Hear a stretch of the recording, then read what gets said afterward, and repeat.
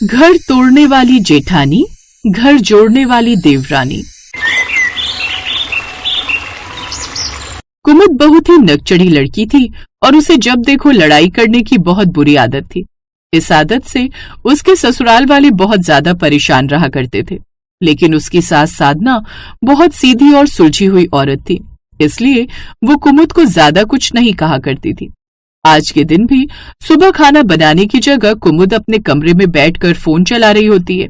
तभी साधना उसके कमरे में आकर कहती है, बहू तूने समय देखा है, अभी तक तूने खाना नहीं बनाया। तू जानती है ना कि सुबह का खाना तू बनाती है और शाम का खाना मानसी बनाती है। तुझे कितनी देर लगेगी खाना बनाने में? माँ जी, दरअसल मैं अभी लाइव मैच देख रही हूँ और ये वनडे मैच है तो इसे खत्म होने में टाइम लगेगा। अगर आपको इतनी भूख लग रही है तो आप खुद खाना बना लो या फिर अपनी छोटी बहू को बोल दो कि वो खाना बना देगी। रात का खाना मैं बना लूंगी। अरे नहीं नहीं, वैसे भी वो काम करके बहुत देरी से फ्री हुई है। तू तो जानती है कि उसका पति नाइट शिफ्ट करता है और रात के 2 बजे घर आता है, इसलिए वो रात का खाना बनाती है और जगी रहती है। कोई बात नहीं, मैं खाना बना देती हूँ। साधना रसोई में खाना बनाने के लिए जाती है, लेकिन तभी छोटी बहू मानसी रसोई में आ जाती है और अपनी सास को खाना बनाते हुए देखकर कहती है, अरे माँ जी, आप खाना क्यों बना रही हैं? घर में 2 बहुओं के होते हुए आपको खाना बनाना पड़े तो ये तो पूरी तरह से गलत बात है ना। आप हट जाइए, मैं खाना बना देती हूँ। तू भी तो थकी हुई है बहू। रात के 3 बजे तुझे सोने को मिलता है और सुबह 8 बजे मैं तुझे खाना बनाने के लिए कैसे बोल सकती हूँ? तू आराम कर ले, मैं बना लूंगी। नहीं माँ जी, मुझे मेरी माँ ने ऐसे संस्कार नहीं दिए हैं कि मेरे घर के बड़े काम करें और मैं अपने कमरे में आराम कर सकूं। मुझे नींद ही नहीं आएगी। मुझे आधा 1 घंटा लगेगा, मैं खाना बनाकर सो जाऊंगी।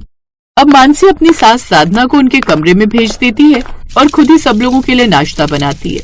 वहीं कुमुद रात के समय भी खाना नहीं बनाती और रात का खाना भी मानसी को ही बनाना पड़ता है। ऐसे ही दिन गुजर रहे थे। साधना एक दिन अपने कमरे में बैठकर अपनी बहन को फोन पर घर के हाल बता रही थी। मुझे तो कुछ भी समझ में नहीं आता है बहन कि मैं क्या करूं। मेरी छोटी बहू तो इतनी ज्यादा अच्छी है कि उसकी अच्छाई देखकर मुझे हैरानी होती है, और बड़ी बहू जब देखो चिड़चिड़ी होकर घर में घूमती रहती है, ना ही घर का कोई काम करती है। वो तो बस ये चाहती है कि हमारे घर में कलेश हो और हमारा परिवार अलग हो जाए। तूने बिल्कुल ठीक कहा है साधना, तेरे घर में तो 2 अलग अलग रूपों वाली बहुएं आई हैं। जहाँ एक तरफ घर तोड़ने वाली जेठानी है तो वहीं घर जोड़ने वाली देवरानी है। अगर तेरी छोटी बहू थोड़ा सा भी संयम ना रखे तो 2 दिन नहीं लगेंगे तेरे दोनों बेटों को अलग होने में। पर ये तो गलत बात है ना कुमुद, बहू को भी ये सोचना चाहिए कि मानसी सारा दिन कामों में लगी रहती है और उसका इतना काम करना अच्छा नहीं है। वहीं कुमुद किसी काम को हाथ लगाने में भी 4 बहाने मारती है। बहन क्या कर सकते हैं, ये तो किस्मत की लाचारी है। जिस तरह हाथ की सब उंगलियां बराबर नहीं होती, उसी तरह हर इंसान का व्यक्तित्व भी तो एक जैसा नहीं हो सकता है ना। बहन अच्छा, मैं फोन रखती हूँ। उसकी बहन ये बोलकर फोन रख देती है। ऐसे कुछ समय गुजरता है और कुछ ही दिनों में पता चलता है कि मानसी माँ बनने वाली है। ये बात सुनने के बाद साधना बहुत ज्यादा खुश होती है। मैं बहुत ज्यादा खुश हूँ मानसी बहू, आज तूने मुझे इस जीवन की सबसे बड़ी खुशी दी है। आज मेरे जीवन का उद्देश्य पूरा हो गया है। माँ जी, आपका आशीर्वाद मेरे सर पर रहे तो मुझे कभी भी कुछ नहीं हो सकता और हमारे घर में सिर्फ और सिर्फ खुशियां होंगी। जहाँ मानसी और साधना बहुत ज्यादा खुश थे तो वहीं कुमुद जलन के मारे राख हो रही थी, और होती भी क्यों ना। जहाँ कुमुद की शादी को 7 साल हो गए थे लेकिन उसकी कोई औलाद नहीं थी, वहीं मानसी को अभी घर में आए 2 साल ही हुए थे और वो माँ बनने वाली। कुमुद अपने कमरे में जाती है और जोर से अपना दरवाजा बंद करते हुए खुद से कहती है, बस बहुत हो गया। ये मानसी पूरे घर में खुश होते हुए घूमेगी, जानबूझकर घर का सारा काम करेगी ताकि इसकी तारीफ हो। अब तो ये किसी काम को हाथ भी नहीं लगाएगी क्योंकि महारानी माँ जो बनने वाली है। क्यों ना मैं अलग हो जाऊं, वरना इसके हिस्से का सारा काम भी मुझे ही करना पड़ेगा और ये मेरे बस की बात है नहीं। लेकिन अगर मैंने ऐसे ही अलग होने के लिए बोला तो मेरा पति कभी मानेगा नहीं। मुझे अपने घर में कलेश करना होगा। कुमुद ये सोचती है और उसके अगले दिन जानबूझकर जब मानसी बर्तन साफ कर देती है तभी रसोई में कुछ जूठे बर्तन रख देती है। थोड़ी देर में मानसी जब रसोई में आकर वो बर्तन देखती है तो कुमुद से पूछती है, भाभी मैं बर्तन साफ करके गई थी और ये रसोई में फिर से जूठे बर्तन कहाँ से आ गए? वो मुझे भूख लग गई थी तो मैंने दोबारा खाना बना लिया, इसलिए बर्तन दोबारा आ गए। अब तुम इसे साफ कर देना। भाभी आखिर बर्तन आपने ही तो गंदे किए हैं, आप भी तो इसे साफ कर सकती है ना। देखो मानसी, इस समय तुम्हें ही काम करना होगा, इसलिए मैं कुछ साफ नहीं करने वाली। तुम्हें इतनी ज्यादा परेशानी है तो अलग हो जाओ। नहीं नहीं भाभी, छोटी छोटी बातों पर घर थोड़ी तोड़ा जाता है। मैं इसे साफ कर दूंगी, आप आराम करो। कुमुद मानसी की बात सुनकर हैरान हो जाती है। उसे लगा था कि मानसी उस पर गुस्सा करेगी, लेकिन मानसी बहुत अच्छे से बात करती है। वहीं साधना, जो कि रसोई की तरफ से टहलते हुए निकल रही थी, वो ये सारी बातें सुन लेती है, लेकिन वो भी जहर का घूंट पीकर चुप हो जाती है। ऐसे एक दिन जब मानसी गर्भावस्था की हालत में पूरे घर में पोछा लगा रही थी, तभी थोड़ी देर में कुमुद हाथों में पानी का गिलास लेकर आती है और जानबूझकर पानी इधर उधर फैला देती है और खुद से कहती है, अब आएगा ना मजा, ये पानी फैला दिया है। अब जैसे ही मानसी आएगी तो मैं उस पर गुस्सा करूंगी कि उसने ढंग से पोछा क्यों नहीं लगाया और यहाँ पर इतना पानी क्यों फैला हुआ है। उसके बाद इतना बड़ा तमाशा करूंगी कि माँ जी हमें अलग कर देंगी। कुमुद खुद से ये कहती है और मानसी के आने का इंतजार करने लगती है, लेकिन जैसे ही मानसी आती है तभी उसे फर्श पर गिरा हुआ पानी नजर नहीं आता और उसका पैर फिसल जाता है और वो जोर से गिर जाती है। कुमुद ने ये खुद भी नहीं सोचा था कि ऐसा भी हो सकता है। कुमुद बुरी तरह घबरा जाती है और मानसी को उठाते हुए कहती है, मानसी मुझे माफ कर दो, मुझसे बहुत बड़ी गलती हो गई। मैंने कभी ये नहीं सोचा था कि तुम इस पानी पर गिर भी सकती हो। मुझे माफ कर दो, मैं तुम्हें अभी डॉक्टर के पास लेकर चलती हूँ। कुमुद बहुत ज्यादा घबरा जाती है। वो मानसी को हॉस्पिटल लेकर जाती है और उसका इलाज होता है। वहीं उसकी सास साधना भी हॉस्पिटल आती है और कुमुद को एक करारा थप्पड़ मारते हुए कहती है, अगर अलग ही होना था तो तेरे अंदर इतनी हिम्मत होनी चाहिए थी कि मेरे मुंह पर आकर बोल देती कि माँ जी मैं अलग होना चाहती हूँ, लेकिन तू इतना गिर जाएगी मैंने कभी सोचा भी नहीं था। तभी मानसी स्थिति को संभालते हुए अपनी सास से कहती है, नहीं नहीं माँ जी, आपको कोई गलतफहमी हुई है। मैं पानी पर गलती से खुद गिरी थी। दरअसल जब पोछा लगा रही थी तो पानी फैल गया था और मेरा ध्यान नहीं रहा। मैं उसे साफ करने आ गई और तभी गिर गई। साधना कुमुद की तरफ देखती है और मानसी की बात सुनकर शांत हो जाती है। वो दवाइयां लाने के लिए केमिस्ट की शॉप पर चली जाती है। तभी कुमुद आंखों में आंसू भरकर मानसी से कहती है, कोई इतना अच्छा कैसे हो सकता है मानसी? तुम भी जानती हो कि मैंने सब कुछ जानबूझकर किया था कि झगड़ा हो और मैं अलग हो जाऊं, लेकिन फिर भी तुमने सब कुछ अपने ऊपर ले लिया। तुम सच में बहुत अच्छी हो। तुझे भले ही घर तोड़ने वाली जेठानी मिली हो, लेकिन मुझे घर जोड़ने वाली देवरानी मिली है। मुझे माफ कर दो, मैं अपने आप को सुधारने की पूरी कोशिश करूंगी। इसके बाद कुमुद पूरी तरह से सुधर जाती है। वो मानसी का बहुत अच्छे से ख्याल रखने लगती है और गर्भावस्था में उसे कोई भी काम नहीं करने देती।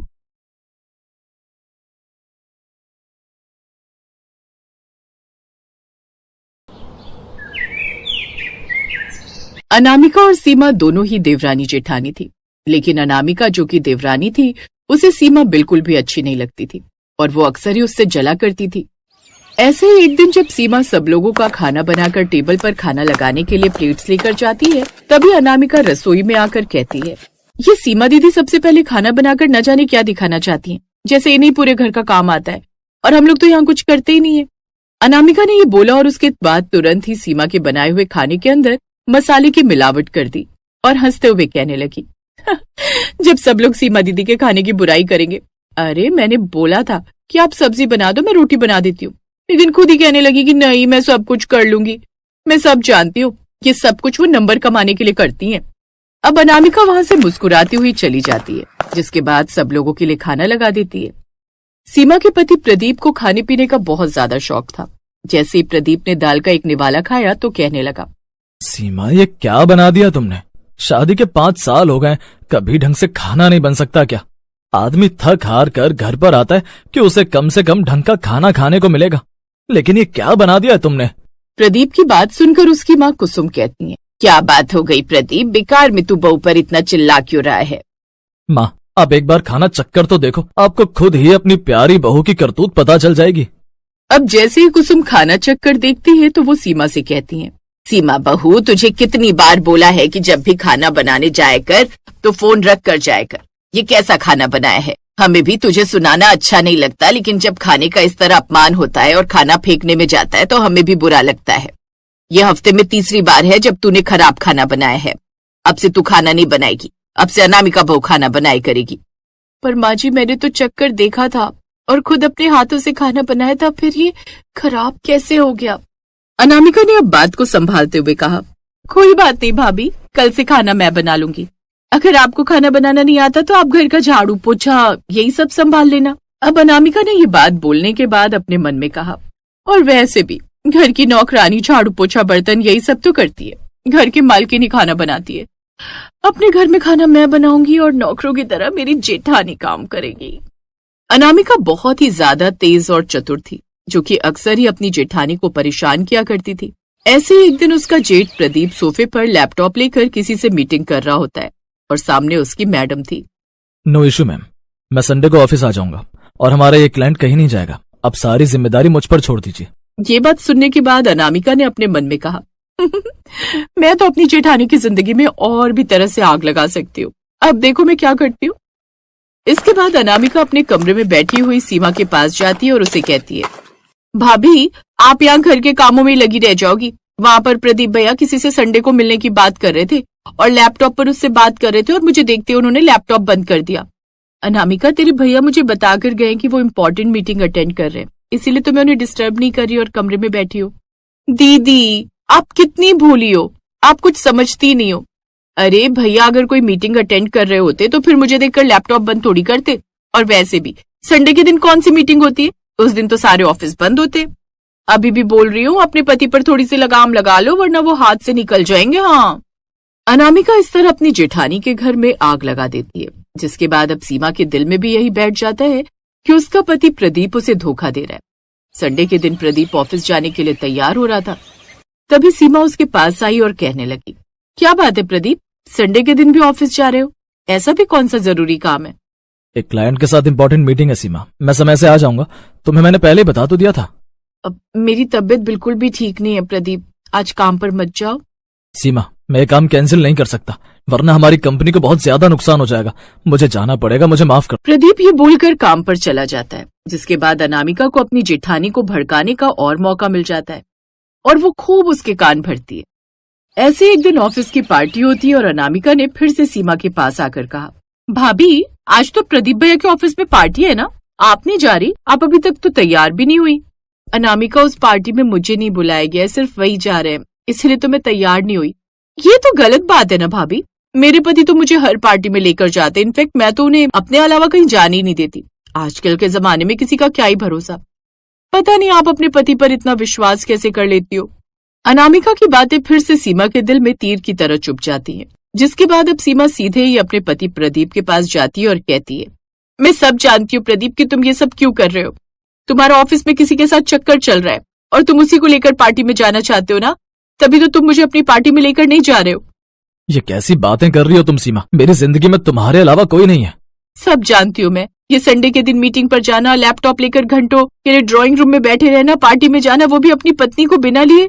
तुम गलत समझ रही हो सीमा, वहां पर सिर्फ लड़के आ रहे हैं इसीलिए मैं तुम्हें लेकर नहीं जा रहा हूँ। फिर कोई ऐसी पार्टी होगी जिसमें लड़कियां आएंगी तो फिर मैं तुम्हें लेकर चला जाऊंगा। वैसे भी मैंने अपने सारे सोशल मीडिया हैंडल्स पर तुम्हारी फोटो लगा रखी है, सबको पता है कि मैं मैरिड हूँ। प्रदीप जी आजकल के जमाने में लड़कियां मैरिड बंदे पर भी डोरे डालने से पहले एक पल नहीं सोचती, और आप मुझे बेवकूफ बनाने की कोशिश मत कीजिए। मैं सब जानती हूँ कि आप क्या कर रहे हैं। अब मैं ये सब और नहीं सह सकती, इससे तो अच्छा है कि मैं रिश्ता खुद ही तोड़ दूं। कल को आप किसी और औरत के लिए मुझे छोड़ो, उससे अच्छा है कि मैं ही आपको छोड़ दूं। सीमा ये बोलती है और बहुत ज्यादा भावना में बह जाती है और उसके बाद अपना घर छोड़कर अपने मायके चली जाती है। पर प्रदीप भी पार्टी में नहीं जाता और अपना कमरा बंद करके वहां बैठ जाता है। अनामिका ये सब कुछ देखकर भी बहुत ज्यादा खुश थी और उसे जरा भी फर्क नहीं पड़ रहा था और उसने खुद से कहा, लो कर लो बात, अब जेठानी की तो छोटी सी माचिस में आग लग गई और अपने मायके जाकर बैठ गई। अब आएगा ना मजा, अब इस पूरे घर पर मेरा राज चलेगा। इसके बाद में अनामिका अगले दिन सुबह उठकर पूरे घर का काम करती है और उसके बाद झाड़ू पोछा करके सब लोगों के लिए नाश्ता बना देती है। सभी लोग नाश्ता करने बैठे हुए थे, लेकिन प्रदीप नाश्ता करने नहीं आया था। अनामिका ने अपनी सास से पूछा, क्या बात है माँ जी, प्रदीप भैया तो नाश्ता करने के लिए आए नहीं? क्या बताऊं बहू, उसने तो रात से ही कुछ नहीं खाया है, बस कमरा बंद करके बैठा हुआ है। खैर तू ये सारी बातें छोड़, अपने आप ही थोड़ी देर में वो शांत हो जाएगा। तू सबसे पहले कपड़े धो दे और उसके बाद पापड़ बनाकर धूप में सुखा दे। अब अनामिका को सारे घर का काम खुद करना पड़ता है और उसे एहसास होता है कि सीमा उस पर जरा सा भी जोर नहीं आने देती थी और सारा काम खुद ही किया करती थी। इसके बाद अनामिका खुद ही परेशान होकर अपनी जेठानी के मायके जाती है और माफी मांगते हुए कहती है, भाभी मुझे माफ कर दीजिए, सब कुछ मेरा किया हुआ है, दरअसल प्रदीप भैया सच में बहुत अच्छे हैं। उस दिन उन्हें मीटिंग करते हुए मैंने देख लिया था। उन्होंने मुझे देखकर लैपटॉप बंद नहीं किया था। मैं बस चाहती थी कि इस घर पर मेरा राज चले, लेकिन आपके जाने के बाद मुझे आपकी कमी का एहसास हुआ। अनामिका, तुम ऐसा कैसे कर सकती हो? एक देवरानी की वजह से एक जेठानी का घर टूट जाता। शायद मैं इस चीज के लिए तुम्हें कभी माफ ना कर पाऊं। अब सीमा वापस आ जाती है और उसे देखकर प्रदीप भी बहुत ज्यादा खुश हो जाता है और उसकी पहले से भी ज्यादा फिक्र करने लगता है। वहीं सीमा शुरू में तो अनामिका को माफ नहीं करती, लेकिन धीरे धीरे उसे माफ करने लगती है।